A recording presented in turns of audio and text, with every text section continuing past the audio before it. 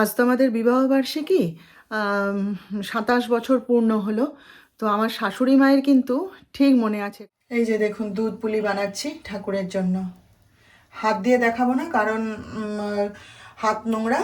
হাত ধুয়ে তবে হাত দেবো। ওই একদিকে ঠাকুরের জন্য বসিয়েছি আর একদিকে রান্না করছি আর কি। এই যে দেখুন, এখনও গুড় মিশাইনি, এটা সেদ্ধ হোক তারপরে। গুড মর্নিং বন্ধুরা, পূর্বাজ লাইফস্টাইলের নতুন আর একটা ব্লগে আপনাদের স্বাগত জানাচ্ছি। আশা করি আপনারা সবাই ভালো আছেন, আমিও ভালো আছি। তো আজকে হচ্ছে গিয়ে মঙ্গলবার, আর আজকে হচ্ছে আমাদের বিবাহবার্ষিকী। তো এখন বাজে হচ্ছে বেলা 10:30। তো সকালবেলায় উঠে ভগবানের পূজা তো করা হয়েই গেছে। আজকে 27 বছর পূর্ণ হলো আমাদের বিয়ের। 27 পূর্ণ হয়ে 28-এ পা দিল আর কি।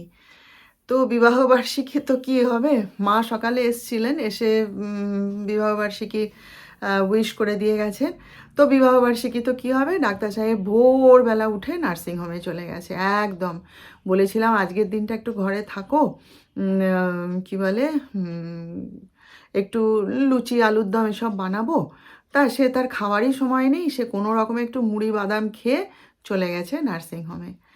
আর আমি অ্যাজ ইউজুয়াল সংসারে কাজ করছি, করব, রান্নাবান্না করছি, করব, এই সব করে বেড়াচ্ছি।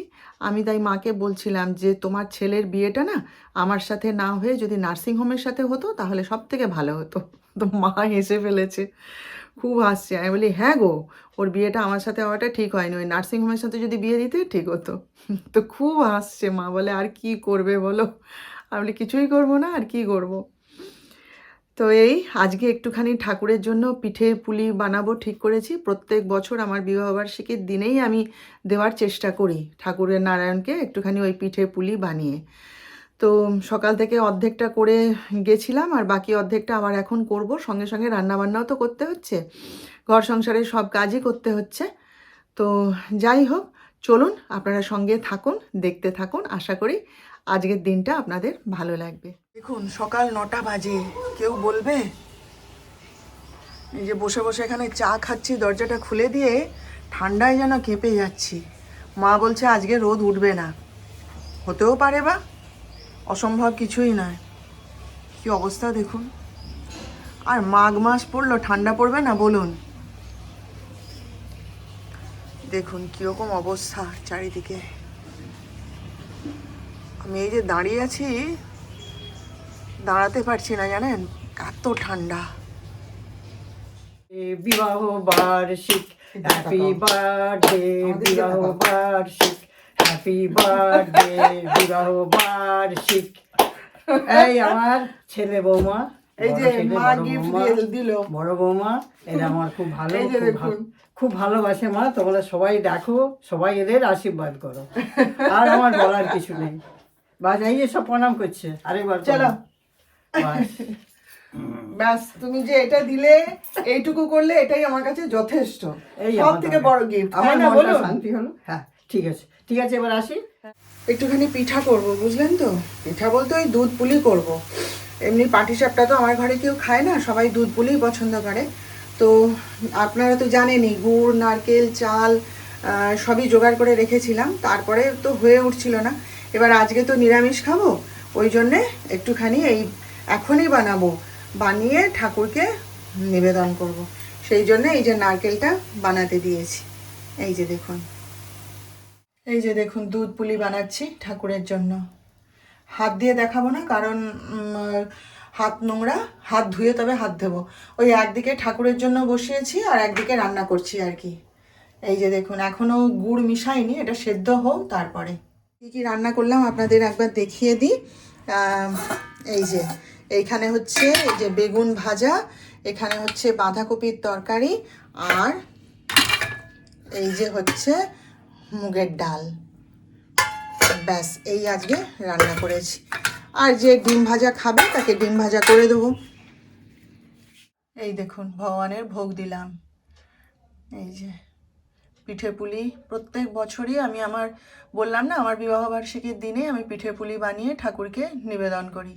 তো এই যে, আর এই আমার গোপাল, এই যে আমার গোপাল, আর এই যে কানাই। দেখুন, এই যে আমার নিবেদন করা হয়ে গেছে ঠাকুরকে। আর এই যে হনুমানজি, আজকে মঙ্গলবার না, তাই হনুমানজির পুজো করেছি। ওই যে আমার মা লক্ষ্মী, দেখুন যতটা পেরেছি আজকে সবার গলায় মালা দেওয়ার চেষ্টা করেছি আর কি। এই যে দেখুন,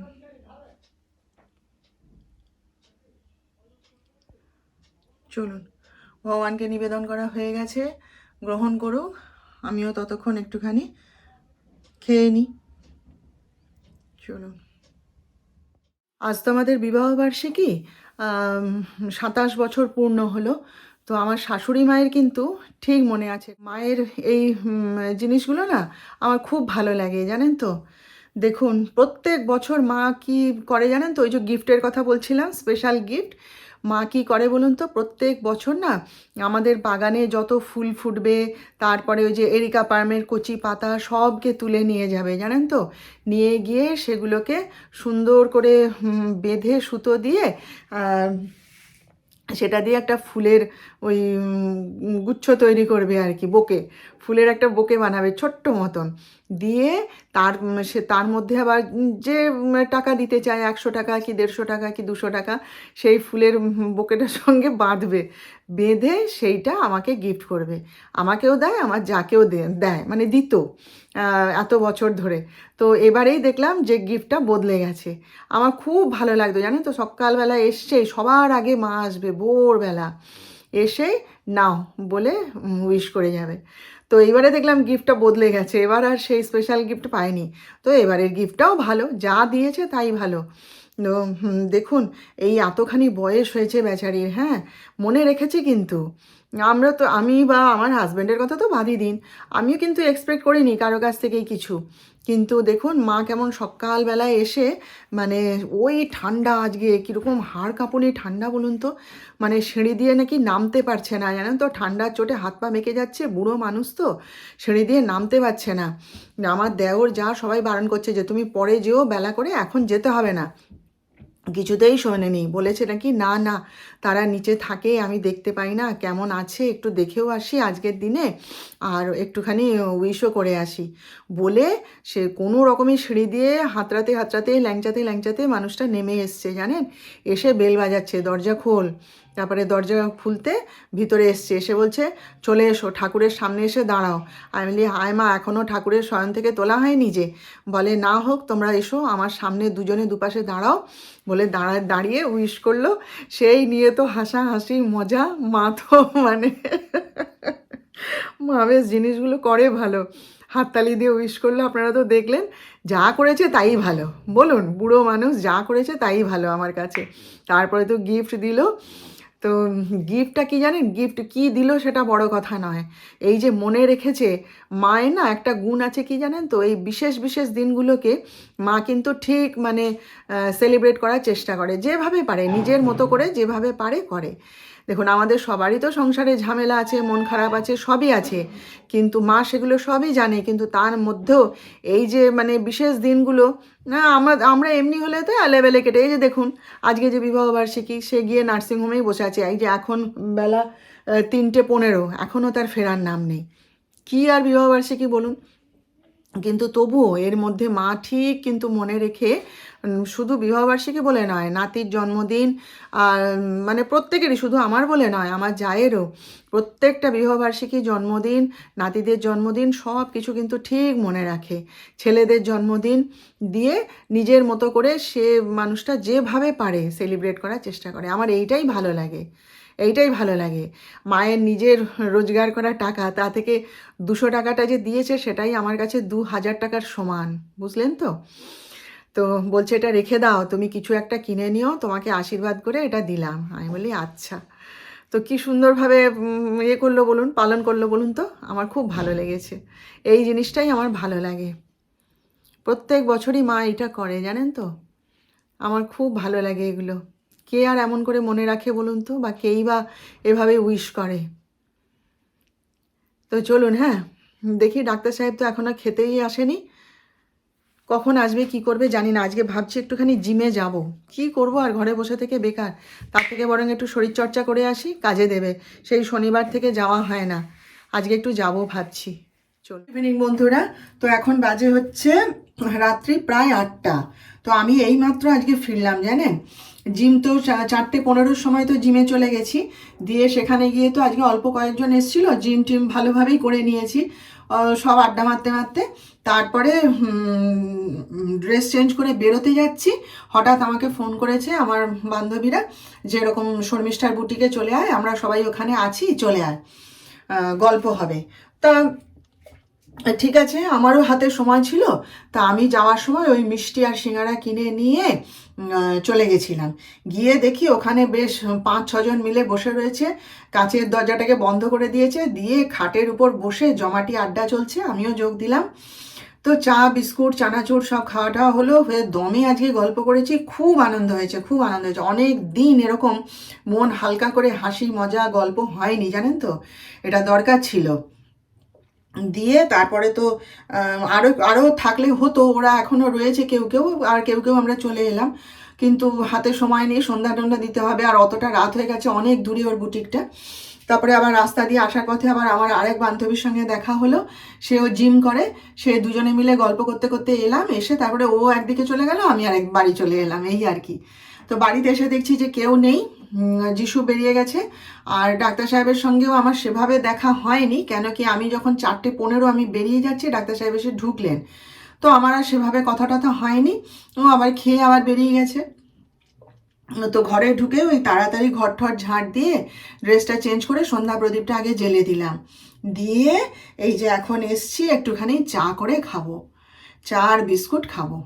এই তো অনেক গিফট পেয়েছি, ওরা তো মানে কিছুতেই নেব না, জোর জবরদস্তি করে ধরালো, না তুই নে, তোর জন্য নিয়ে এসছি, আজকের দিনটা কি আমাদের মনে নেই নাকি, তুই কি ভেবেছিস আমরা ভুলে গেছি, এনা তেনা নানা কথা। হ্যাঁ, সামান্য জিনিস, একটা স্মৃতি, তুই রেখে দে, অমুক তমুক বলে আমাকে জোর জবরদস্তি তো ধরালো। তো ঠিক আছে, গিফটগুলো কি কি পেয়েছি আপনাদের সঙ্গে নিশ্চয়ই শেয়ার করব। যাই হোক, সামান্যই হোক আর যাই হোক, গিফট তো গিফটই, তাই না? তো সেগুলো কালকে শেয়ার করব, আজকে থাক। যা যা গিফট পেয়েছি কালকে বরং গুছিয়ে বসে আপনাদেরকে দেখাবো। হ্যাঁ, তো চলুন আমি এখন একটুখানি এই দুধটা গরম করব, করে তারপরে একটু গিয়ে বিশ্রাম নেব। চলুন, হ্যাঁ, পরে কথা বলবো। একটা ছোট্ট গিফট দিলাম, থ্যাংক ইউ, ওয়েলকাম। আজকে হচ্ছে রাত্রি 9:15। তো এই মাত্র আমার যা দেওর এসেছিল, গিফট দিয়ে গেল, উইশ করে গেল। তো দেখলেন তো আপনারা, আপনাদের সঙ্গে শেয়ার করেছি ছবিটা। তো খুবই ভালো লাগলো, খুব হাসি মজা হইচই হলো। আর ডাক্তার সাহেবও এই মাত্র ফিরলেন ঘরে, নার্সিংহোমে কি গন্ডগোল হয়েছিল, তো সেই সব নিয়ে ওই সব আলোচনা হচ্ছে দুই ছেলের সঙ্গে। আর আজকে রাত্রেবেলায় আমি আর কোনো রান্না করিনি, কারণ আমি সকালবেলাতেই বলে দিয়েছিলাম যে আমি রাত্রেবেলায় আর কোনো রান্না আজকে করতে পারবো না। সেই জন্য যিশুকে জিমে যাওয়ার সময় টাকা দিয়ে দিয়েছিলাম, যিশু রুটি আর তরকারি নিয়ে এসছে। এই যে দেখুন, এই যে রুটি আর এই যে বাঁধাকপির তরকারি, এই যে। তো এটা তো আর আমি খাবো না, আমি একটু রুটি দিয়ে আর কফি করে খেয়ে নেবো, আর ঝামেলা করতে যাব না। তো ব্যাস এই, আর কালকে একটা সবাই মিলে, বাড়ির সবাই মিলে একটা প্রোগ্রাম ঠিক করা হলো কালকে, যদি যাওয়া হয় তাহলে আপনাদের নিশ্চয়ই জানাবো। তো এই, আর ডাক্তার সাহেবের সঙ্গে এখন আমার সেভাবে কথা হয়নি, পরে হবে, এখন কথাবার্তা বলছে তো, ব্যস্ত। তো চলুন তাহলে আজকের মতন এখানেই শেষ করলাম, দিনটা মোটামুটি ভালোই কাটলো হাসি মজায়। তো কালকে আবার দেখা হবে নেক্সট ব্লগে নতুন বিষয় নিয়ে। আপনারা সবাই ভালো থাকবেন, আর আমার এই ভিডিওটা ভালো লেগে থাকলে প্লিজ একটা লাইক, শেয়ার আর সাবস্ক্রাইব অবশ্য করে দেবেন, আর পাশে থাকা বেল আইকনটা একবার প্রেস করে দেবেন।